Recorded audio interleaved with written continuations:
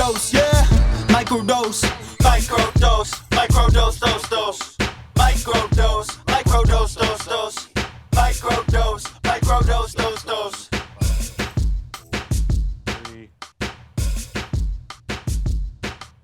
What's good, y'all? Kush Hayes here, coming to you. Brand new episode of the Microdose. I know we weren't around last week. We got cheap and we released a classic episode. It's fun, you know. It's sign of the times, what we did 5 years ago around this date. But we got a return guest. It has been all the way since episode 68 since we talked to this man. The book is The Murders That Made Us. The podcast is Old Movies for Young Stoners, and the guest is Big Bad Bob Calhoun. What's good, Bob? How you doing, man? Hey, how's it going? Glad to be back on. It doesn't seem like it's been as long as it has been, but you were one of the first people to interview me when Murders That Made Us came out in around April 2021, I think. That's right.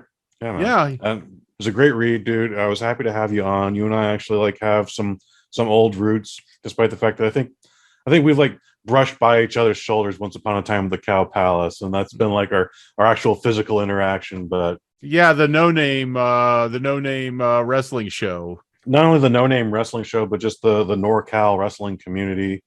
You were once a member of Incredibly Strange Wrestling. I know you now you pop in here and there for a Hood Slam event. Anything else you've been doing within the squared circle? Nothing really. I will be at the Hood Slam show of the date this drops. Oh, sweet. March 3rd. I'm, on the radio on KXSF tomorrow night with Holzfeuer.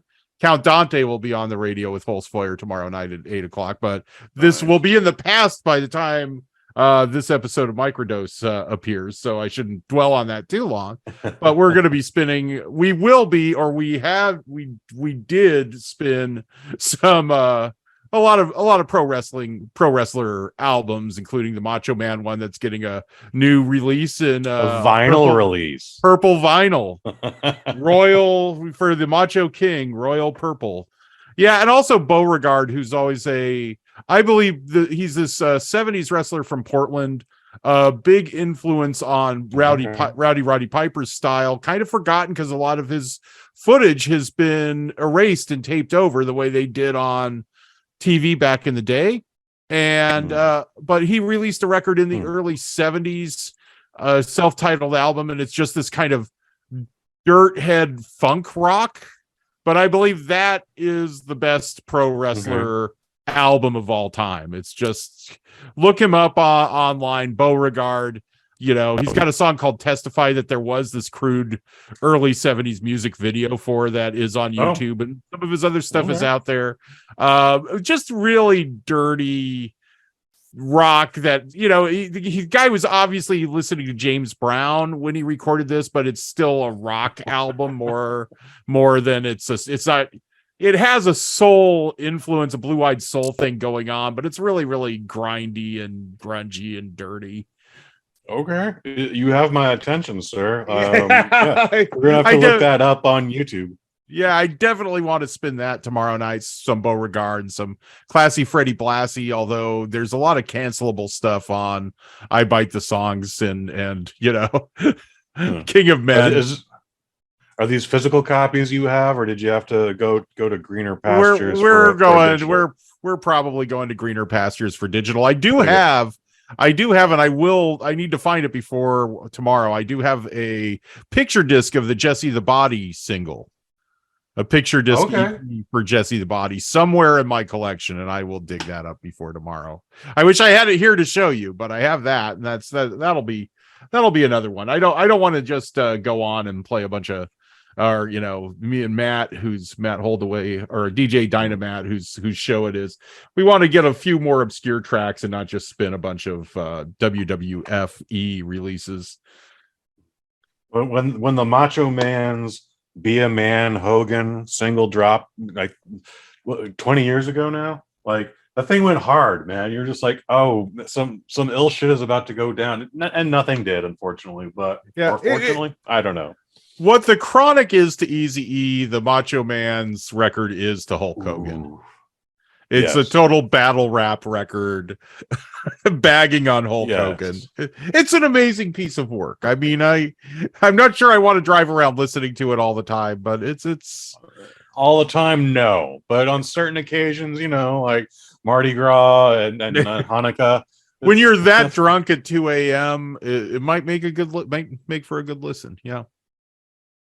I was disappointed to see that, like, when the Macho Man tried to take this as a live tour, and someone intentionally or unintentionally kicked the plug out of the wall and discovered that Macho Man was lip syncing during the quote unquote live performance. Oh man, Randy, come on.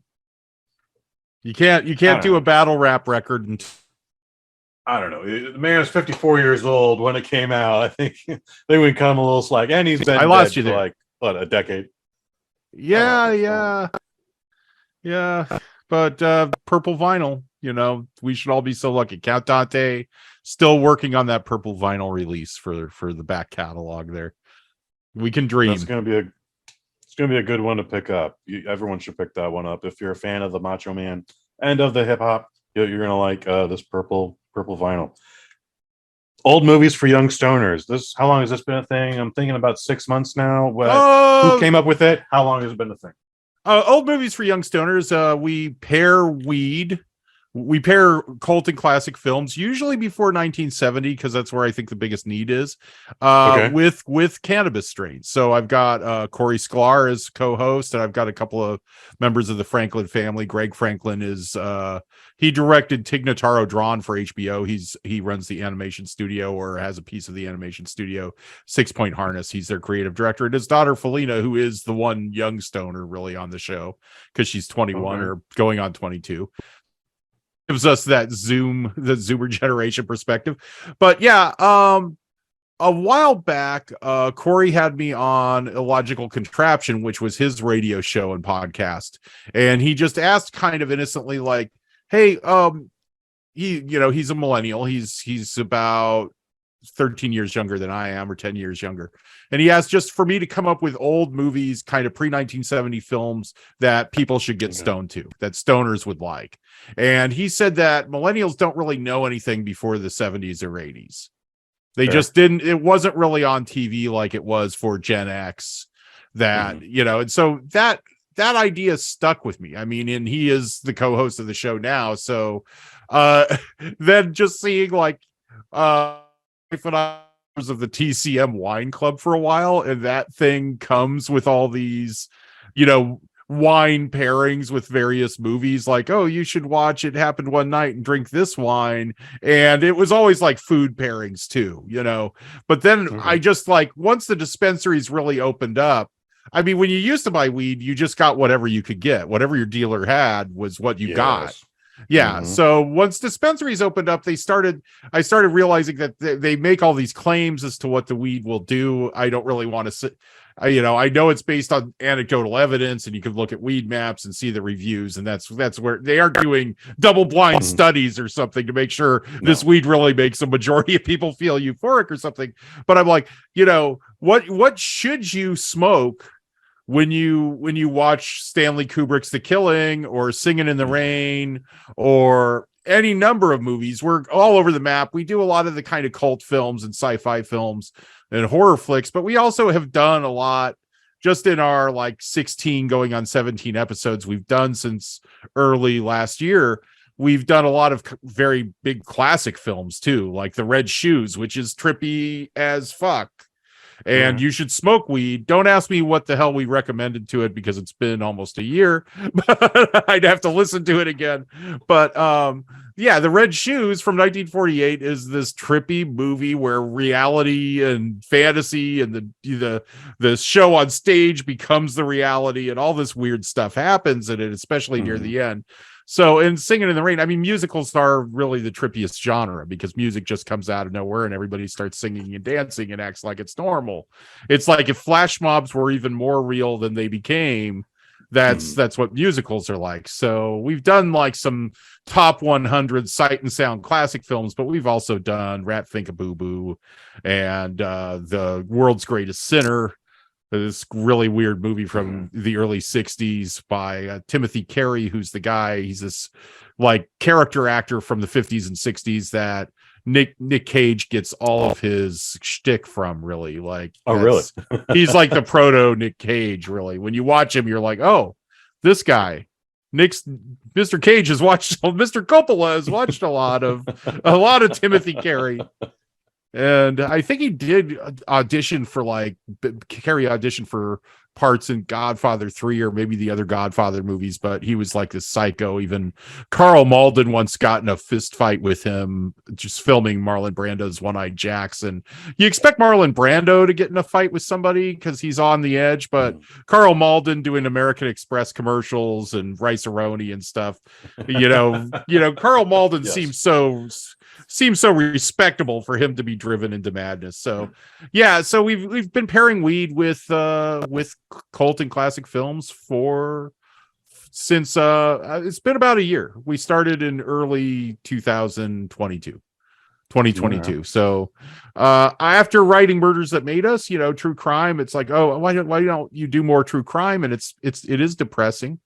Yeah. I imagine that was very taxing.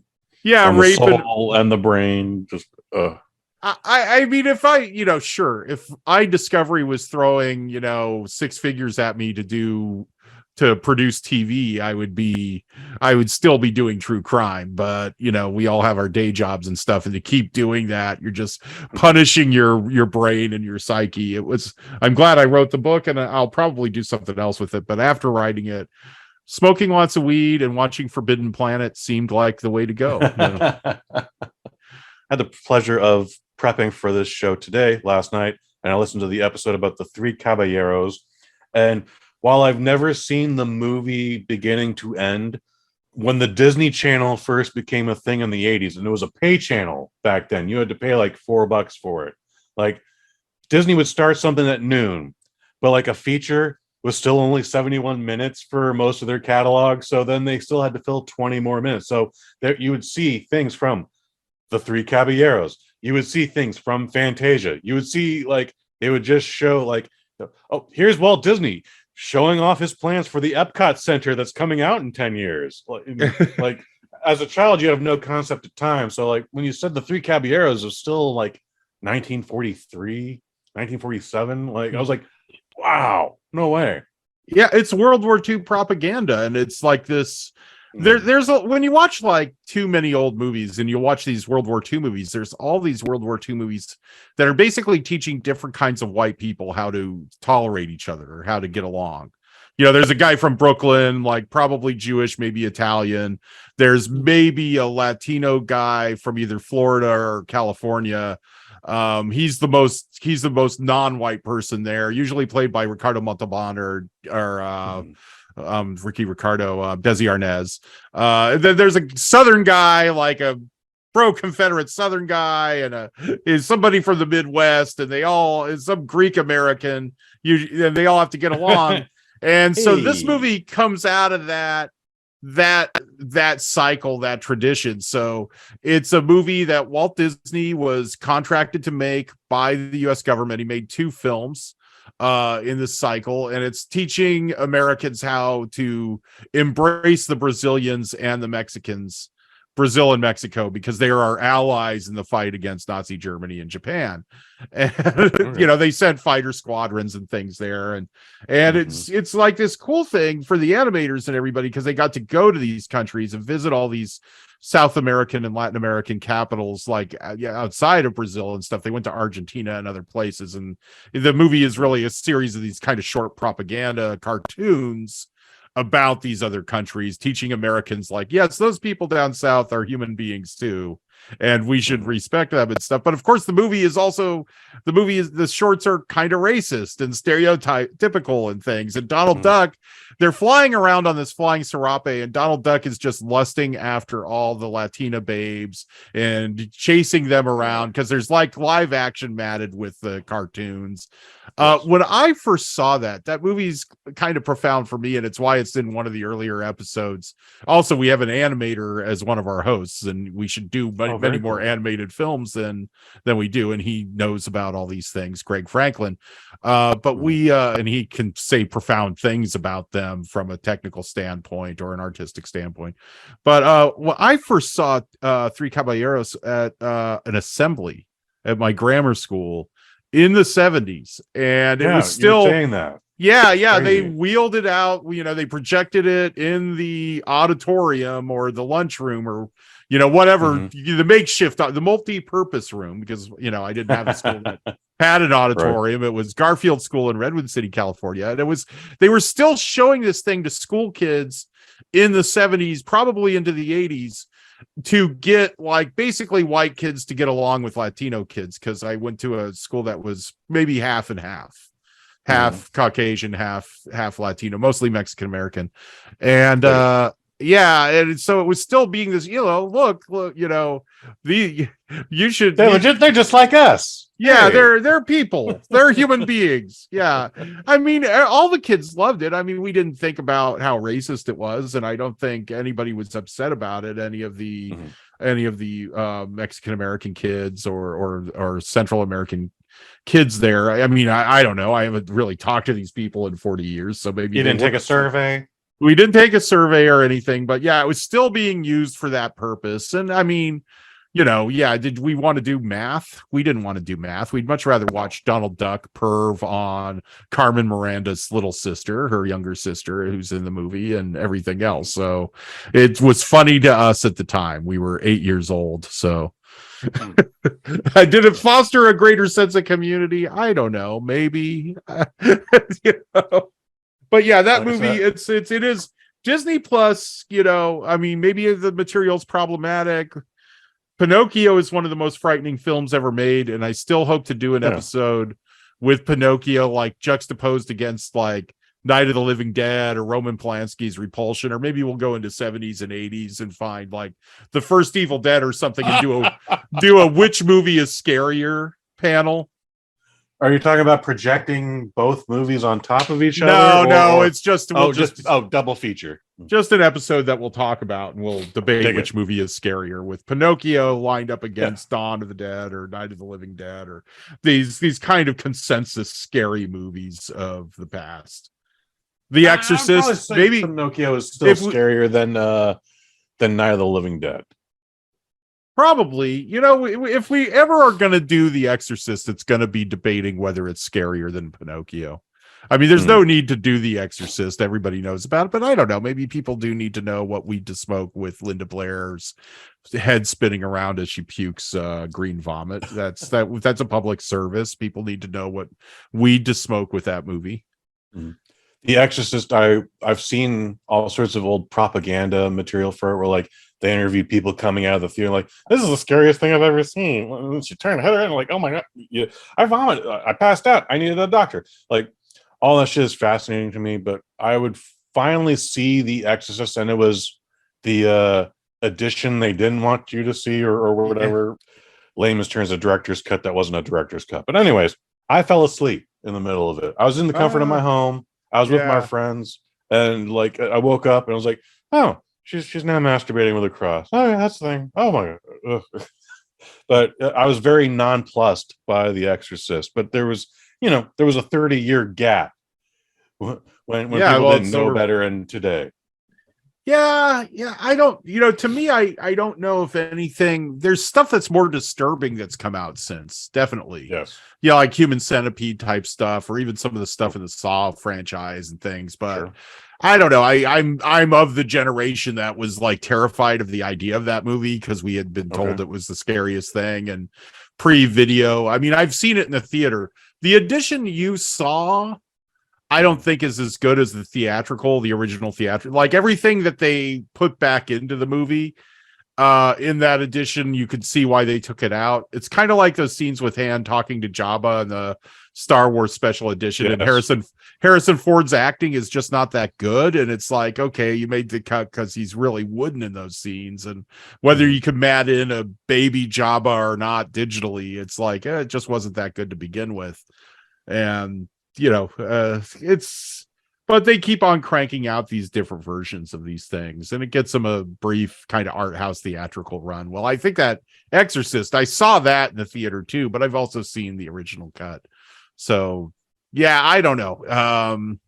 I do go see movies in the theater mostly to avoid like the distractions of your phone and your lap, like that whole debate about, should we allow cell phones in the theaters to make theaters exist? And I'm like, man, I just go there to get away from my cell phone. It's like that. It's like that slot machine in that Twilight Zone episode. It's always following me around, calling me Franklin. I think that's the guy's name. I understand that reference. Yes. Yeah.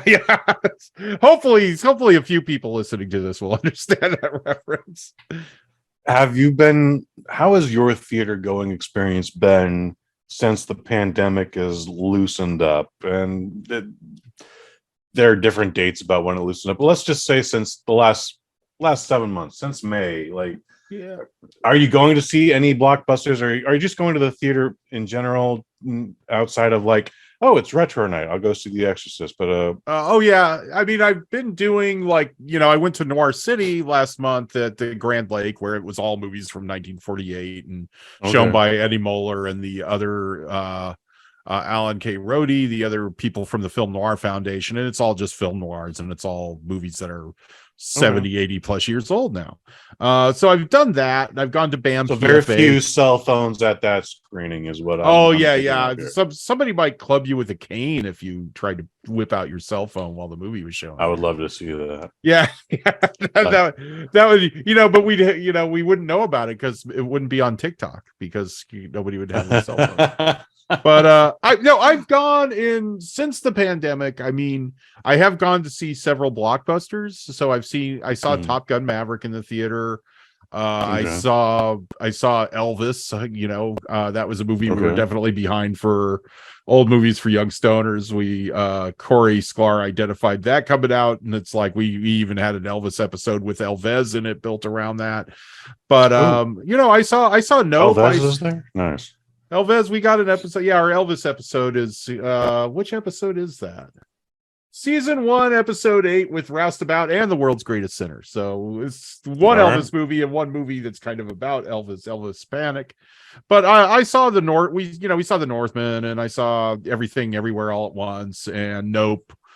The thing I haven't really been seeing is I'm just kind of burnt out in superhero movies. I'll watch them on Disney Plus, or I'll watch the DC stuff on HBO Max, but I'm just I'm not motivated. I mean, there's been too many of them. I'm just not really motivated to risk COVID, wear the mask in the theater or not wear the mask for those. But I have seen last night, I saw Cocaine Bear. So Cocaine Bear, since you brought it up, I wanted to talk about Cocaine Bear with you for sure.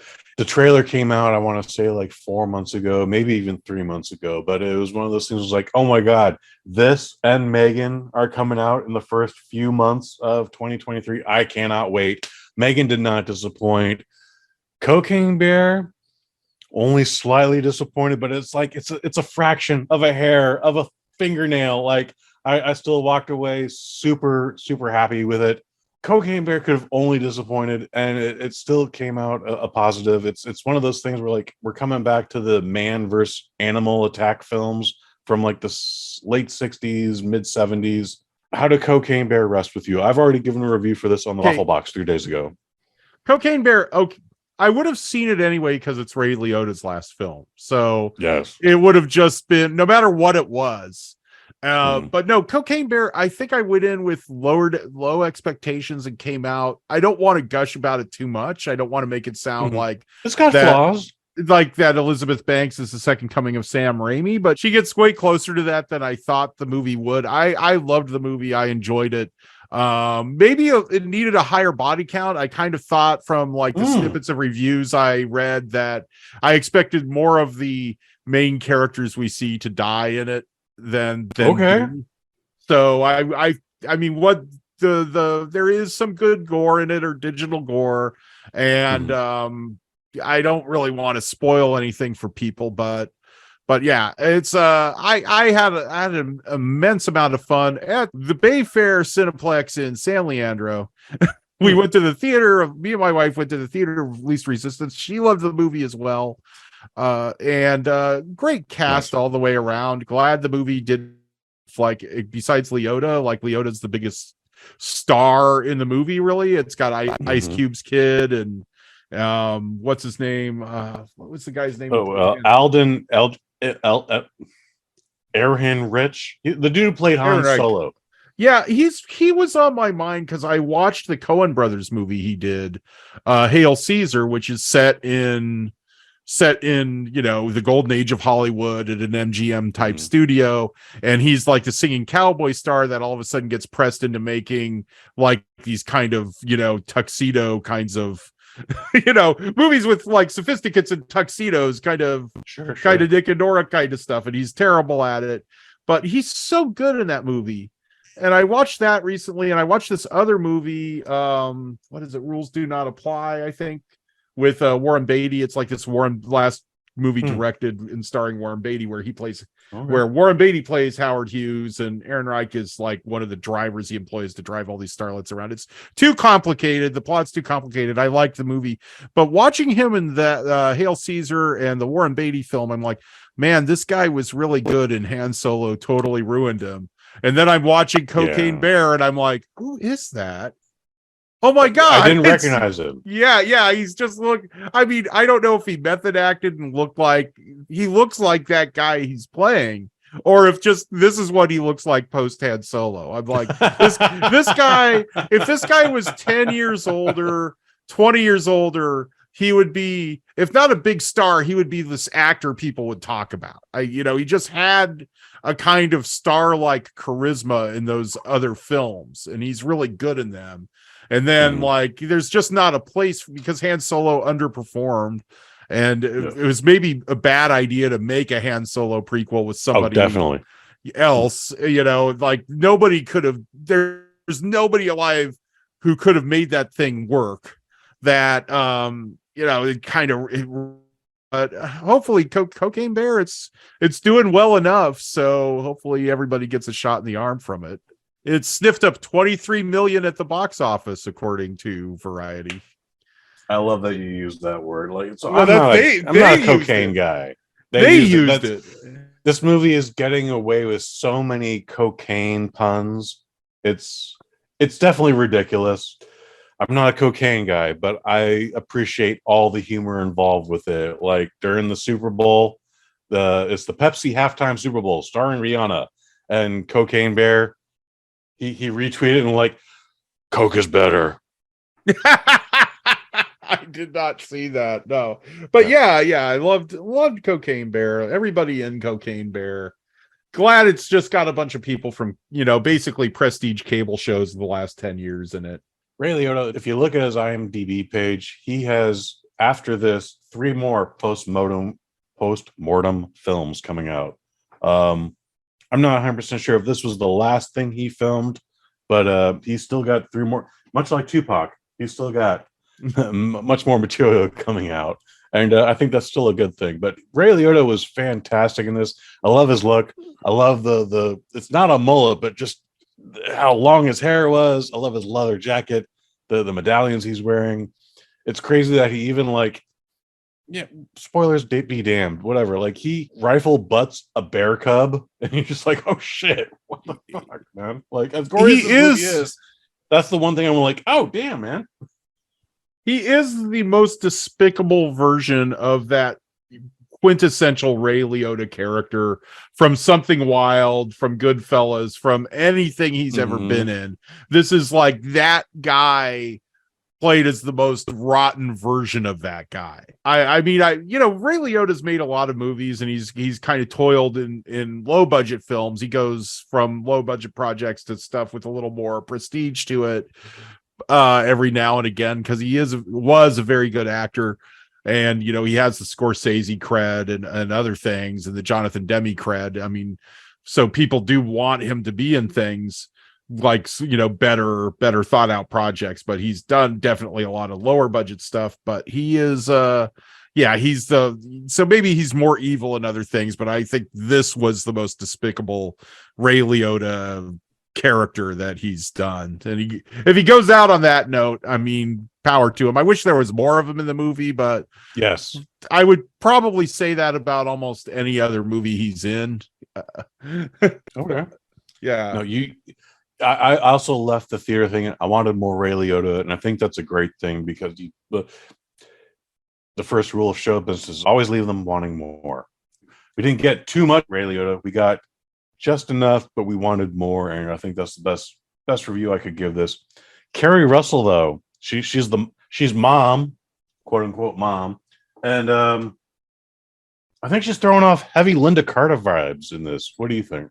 Yeah, and it's funny because there's a lot of the Americans that show the Americans going on because what's his name? We always call him, my wife and I always call him Lindsey Buckingham because he used to look like him. He's the guy who plays Sad Sack Perry Mason. Matthew Reeves, he's the guy chucking the cocaine out of the plane who bonks his head at the beginning of the movie with Jefferson Starship playing really loud.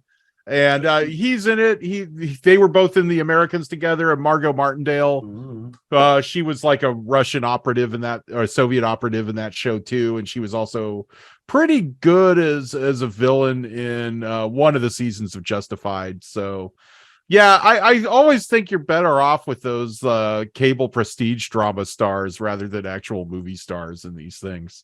What is your favorite man versus animal film? Like, earlier we had Beast with Idris Elba, and that delivered exactly what it promised. It's 91 minutes, and Idris Elba punches a lion in the face. But then you also got Kingdom of Spiders with Bill Shatner. I've only seen the Riff Tracks version. Yeah, I'm kind of mad at the Riff Tracks version because it says Riff Tracks in very small letters on the Amazon Prime screen. And I'm like, I keep thinking, it's Kingdom of the Spiders. I really love Kingdom of the Spiders. There's a lot of great Shatnering in that. And Woody Strode, the African-American actor in his prime in Spartacus, he's really buffed. He's like one of the best built guys from the classic Hollywood era or the 50s and 60s. But time he's in Kingdom of the Spiders, he just looks like he's an older guy in that, but it's still a strong looking man. When he's like pouring the kerosene on the spider hill and he's going, burn you damn spiders.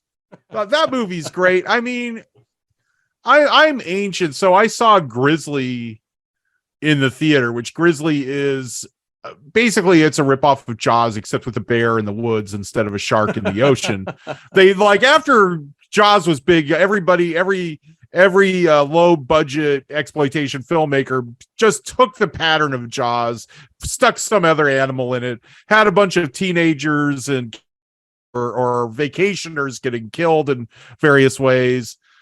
Spoiler, they blow up the bear with a Loz rocket at the end of the movie, which when you're 9 years old, that's how you wish all movies ended, with a bear being blown up with the Loz rocket. So I like that. There was another one with Leslie Nielsen called Day of the Animals, where Leslie Nielsen wrestles a bear, where all the animals, it's kind of a global warming thing from the 70s, like sunspots make all the animals freak out and start attacking people the way they often dream of. So every kind of animal's attacking people in that.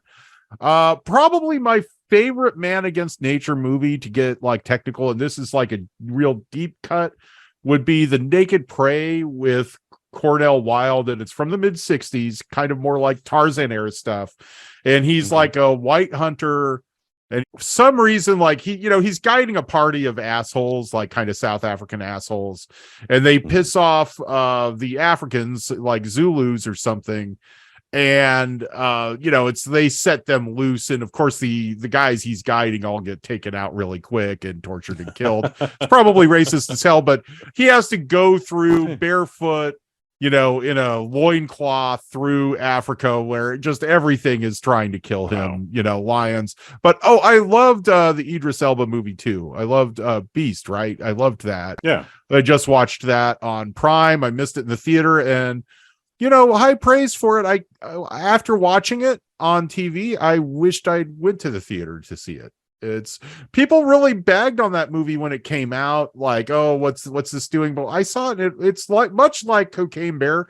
It's probably a better movie than Cocaine Bear. Beast is a film where Cocaine Bear is a movie. Right? Yeah, exactly. That's very well put. But it did everything that a film or movie should do. That it did everything it needed to do. I enjoyed the hell out of Beast, and it's one of those things where it went underappreciated. And I get it, but more folks should have enjoyed that, and that's just how that is. That's if I could somehow not have seen Cocaine Bear and Beast, and somehow see them at like the Solano drive-in, that drive-in that's still hanging on to life in San Jose, both of them 90 minutes. You could smoke the weed in the car. Yes. Maybe I should say I'm still working my way through this, like, quarter ounce of Blue Dream I have here. And I don't think I'm ever going to get through it all, because I smoke more weed than I used to, but I'm like not smoking that much weed. Some people, if you come over, I'm going to give you some of this, but we had Ngaio Belam, the cannabis comic, on our first show of this year. And we talked about The Killing, Stanley Kubrick's The Killing, and Wages of Fear. That's a pretty Tony high-end episode, really. And he said that Blue Dream was his go-to weed for watching movies. Like, if he's not thinking too much about it, that's just the baseline weed for him. And so I went and bought some to watch War of the Gargantuas for a second episode.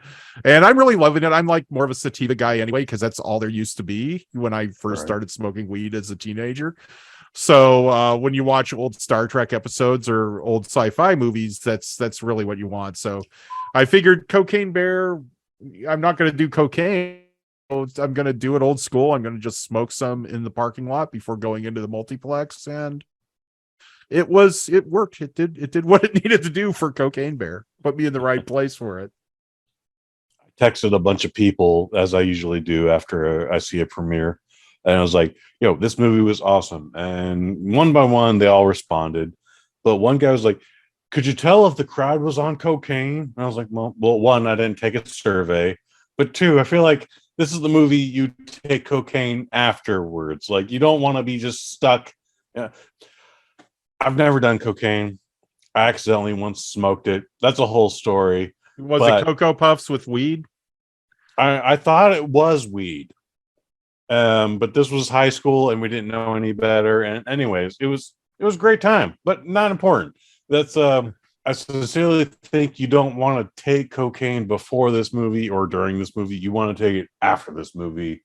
Did anything like that come up on your radar? Because I did see a matinee of this. Like, no one's doing cocaine at 11 a.m., hopefully. A lot of times, like, especially for something, if I'm going to see a superhero movie in a theater, I want to avoid crowds. Like, I want enough people in the theater to make it a theatrical experience, a movie-going experience, but I don't really want to deal with a packed theater. And also COVID, so I'll go to the 5 p.m. showing where it's just not going to have a lot of people. That partially COVID concern lately, but I've always been kind of like that. For Cocaine Bear, my wife Rosie suggested, why don't we go to like the 7:30 where it's going to have a few more people, because we really want the crowd reaction, even if they're if it's a bad movie and people start capping on it, start bagging on the movie and kind of heckling it, that's fine too. So that was the right choice. I mean, there were a lot of people really, really reacting to the movie very vocally and very loudly.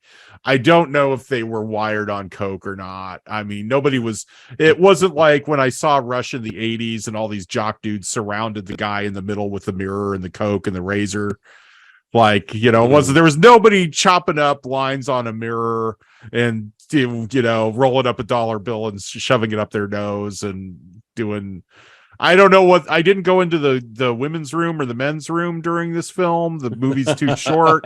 So I don't know if people were doing lines in the stalls, like at, rock clubs and nightclubs I've been to. So I can't really say either. I did not see anybody doing cocaine or any kind of amphetamines. I did not witness that at the Bayfair Cineplex in San Leandro. That would be Right by Bart. insane if it's just like the dude next to you just like pulled out a vial and just put some in his in the webbing of his thumb and his forefinger and just went, this movie's amazing. Look, no. So yeah, I mean, I do have memories of going to like the Oakland Coliseum and seeing Roddy Piper and Paul Orndorff fighting each other, or they had a split and they were wrestling each other, some tag team match with them, and kind of biker dudes next to me smoking weed. Okay, there you go. And that's when you appreciated the Bay Area, because the rest of the country, nobody was openly smoking weed at WWF or AWA shows back then, but weed smoking was kind of common at the Cow Palace and the Oakland Coliseum for those things. So no, yeah, there was, I don't know. I mean, I somebody was probably wired up on something to see this. I think, whether it was actual cocaine or something more synthetic. But again, you didn't take a survey, and I'm sure someone was wired up when the movie started. But yeah, I remember a bunch of us saw the opening show of Blow, Johnny Depp. Yeah. It was only after we got back from the movie that they ordered a big 8-ball. Like, we're gonna do the whole thing tonight, and I was like, all right, you guys do that. But yeah, it definitely wasn't a prep for the show. We need to be on cocaine to watch this movie. Yeah, when we did our last episode of Old Movies for Young Stoners, we did a pair of kind of weirder Japanese monster movies with War of the Gargantuas and Matango, or Attack of the Mushroom People. And I thought of going to that church in Oakland where they sell mushrooms quasi legally, but I didn't make it there. But I still took these really powerful luchador gummies that are like 10 milligrams they are the closest you could get in the gummy world to me. And I mean, I'm not a guy who's taking lots of gummies all the time, but I mean, I'm gonna have this bag of weed here, this bag of Blue Dream here forever. So maybe I'm not the greatest. I'm not really the weed guy on my podcast. Everybody else is way more affluent of weed than I am. I'm the movie guy, but I was like, I still thought I needed to be like on mushrooms to watch Attack of the Mushroom People, but really it's kind of a slow burn, and it gets really crazy at the end. So I was too high for it. It just wasn't the right choice. It just seemed like it was. Yeah. So do you need to be on coke for Cocaine Bear? It's only 90 minutes, but of course that's why I always have stayed away from coke, is like it always makes you want more. And I'm like, I like being wired and awake like that. So I've a couple of times, but I'm like, you don't want to do this drug. This drug will wreck you. It will destroy you. And not passing judgment, but just for me, I know pass all that judgment, because I agree. Yeah, you'll probably do one great book out of it, and then you'll do a lot of shitty books thinking they're great books. That seems to be the pattern, whether it's writing books or recording albums. The first cocaine album for any band is great, but then they just get worse and worse. Like, think of the career of Black Sabbath, Ozzy Sabbath. Like maybe whatever the first real cocaine record where they're doing lots of coke instead of lots of psychedelics, it's probably a great album. And then like you just kind of and I listen to Never Say Die, and I listen to the Technical Ecstasy. I find stuff to like on those records, but you can see the decline, but they probably thought those records were better than Paranoid and Master of Reality when they were making them. That's what that does. I think we could talk for like another hour, but we're going to cut this short here, unfortunately. So what I want to say is I would love to recommend for your show Fantastic Voyage, the prequel to Die Hard, which is Frank Sinatra and the Detective. And then I would love to be a part of any of the Fleischer Supermans.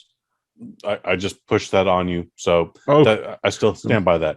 But dude, this has been a fantastic show. So The Murders That Made Us is the book, and the podcast is Old Movies for Young Stoners. Bob Calhoun has been our guest tonight.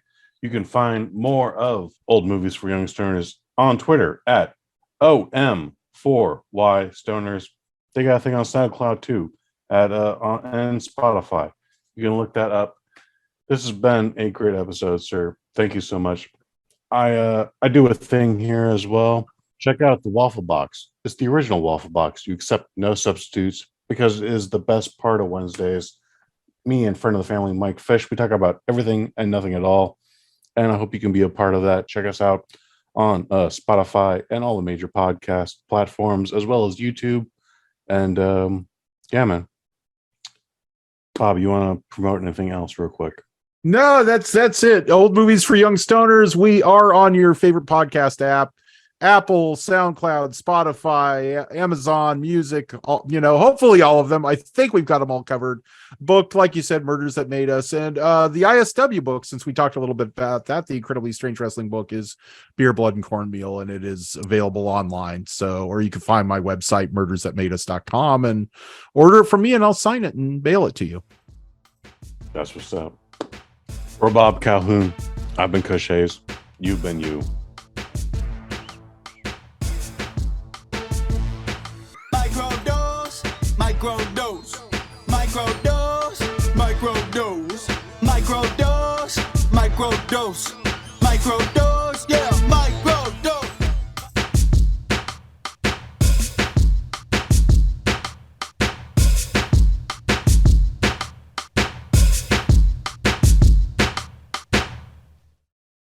From the Bosnet family. Yes.